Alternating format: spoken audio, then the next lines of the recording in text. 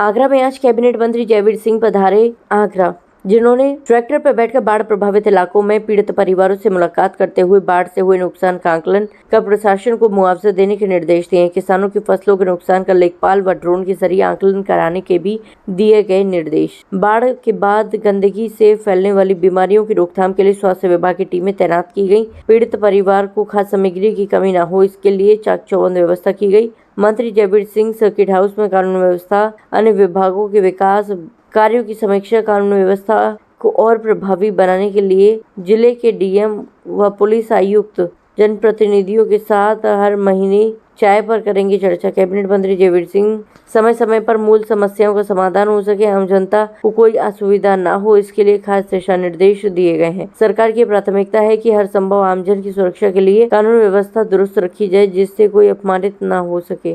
चैन हमेशा बरकरार है। देखिए, सबसे पहले हम लोगों ने बाढ़ग्रस्त क्षेत्रों का 2 गांव का दौरा किया। एक उस परिवार के यहाँ भी गए जिसकी नदी में डूबने से मौत हो गई थी।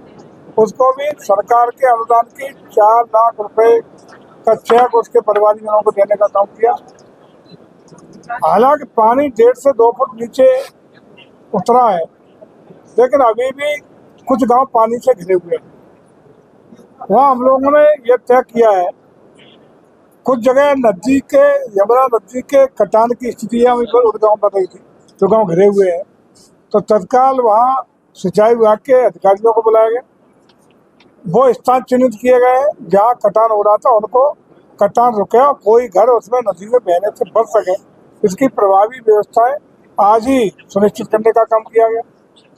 वहाँ लोगों ने बताया, जो गांव बाढ़ से प्रभावित गांव के लोग थे, कि बिजली पूरी तरह बंद होने से उन्हें पेयजल की समस्या आ रही है और अन्य समस्या आ रही है। तो ये सुनिश्चित करने के लिए बिजली विभाग को निर्देशित कर दिया गया कि कुछ घंटे बिजली जो सुरक्षित समय हो, उसके कुछ घंटों में बिजली की आपूर्ति भी सुनिश्चित कराई जाएगी।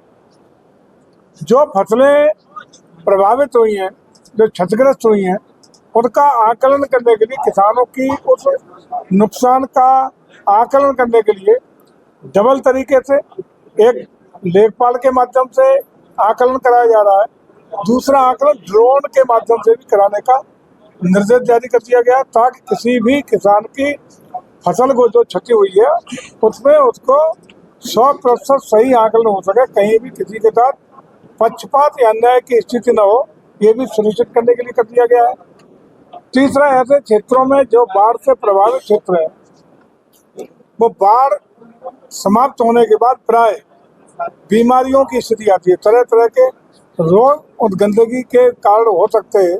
इसके लिए स्वास्थ्य विभाग की टीम वहाँ लगाई गई है, ताकि प्रिवेंटिव एक्शंस भी लिए जाए, समुचित दवाइयों की व्यवस्था रहे, अन्य जो भी चिकित्सकीय और स्वास्थ्य परीक्षण की सारी व्यवस्थाएं वो सुनिश्चित करने के निर्देश कड़ाई के साथ, अनुपालन के साथ आज ही दे दिए गए।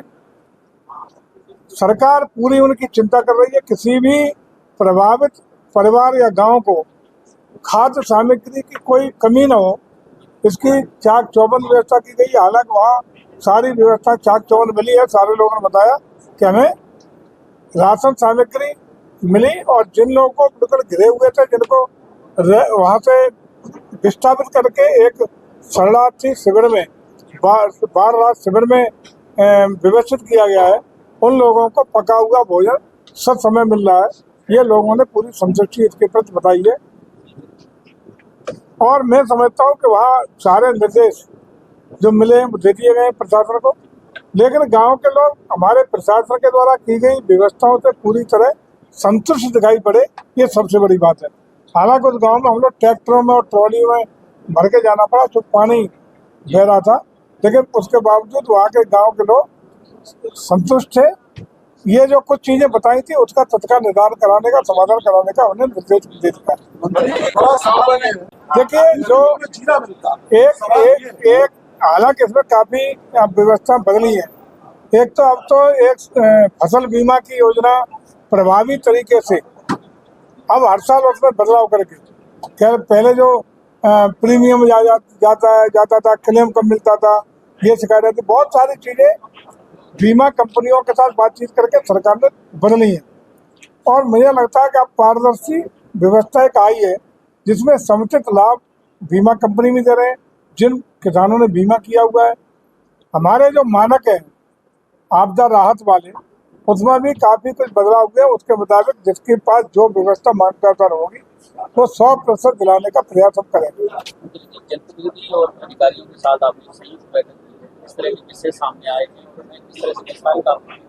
देखिए, आज यहाँ बैठ करके कानून व्यवस्था की स्थिति की समीक्षा की गई। यहाँ बैठ के समस्त विभागों के विकास कार्यों की समीक्षा की गई। उन कार्यों में माननीय जनप्रतिनिधियों के तमाम विषय जिन जिन चीज़ों पे आए उनके समाधान के लिए कुछ मामलों में यहाँ से जांच कमेटी बना करके उसकी जांच कराने के निर्देश दिए गए, कुछ के समाधान हुए हैं, कुछ में अन्य इस तरह के निर्देश दिए गए जिनका पालन संबंधित अधिकारी को देते थे, विभागाध्यक्ष तो जिला स्तर पर उसको निर्देशित कर दिया गया है। लेकिन बहुत ही सौहार्दपूर्ण वातावरण में विकास की भी ये समीक्षा बैठक संपन्न हुई है। कानून व्यवस्था के मामले में ये आज और एक विशेष बात ये तय कर दी गई है कि प्रत्येक महीने हमारे डीएम साहब, हमारे पुलिस कमिश्नर दोनों बारी बारी से सभी माननीय जनप्रतिनिधियों को बुला करके उनके साथ चर्चा करेंगे, चाय पिलाएंगे और चाय पिला करके स्थानीय मुद्दों पर चर्चा करके एक संवाद बनाने का काम करेंगे ताकि छोटी मोटी जो बातें होती हैं उस संवाद के द्वारा एक दूसरे संवाद से उनका समाधान सब समय हो सके। मंत्री जी, जनप्रतिनिधियों का तर्क है कई पुलिस अधिकारी उनका फोन नहीं उठा रहे। देखिए, इन सारी विषयों पर आज चर्चा हुई है। इसी में समाधान जो मैं बता रहा हूँ ये खोजा गया है कि प्रत्येक महीने चाय पर चर्चा होगी, बैठेंगे, ये संवादहीनता समाप्त होगी और उसमें अपेक्षित जो सुधार की संभावना होगी वो भी धरातल पर उतर सकेंगे। मंत्री जी, जो आकलन किया जाएगा उसके लिए कुछ समय सीमा तय की गई है, उनको कब तक मुआवजा मिलेगा? जैसे ही अभी जल भराव जैसे ही रास्ता ठीक हो, वाटर लेवल थोड़ा डाउन आए, उसी के बाद शुरू हो जाएगा। 15 दिन के अंदर यानी 2 सप्ताह के अंदर ये काम पूरा हो जाएगा। दोनों स्तर से स्थलीय निरीक्षण होगा, सर्वे होगा, ये करेंगे क्षेत्रीय लेखपाल, कानून को और अन्य राजस्व कर्मी, साथ ही साथ ड्रोन से भी सर्वे कराया जाएगा ताकि किसी के साथ कोई पक्षपात की स्थिति न आए।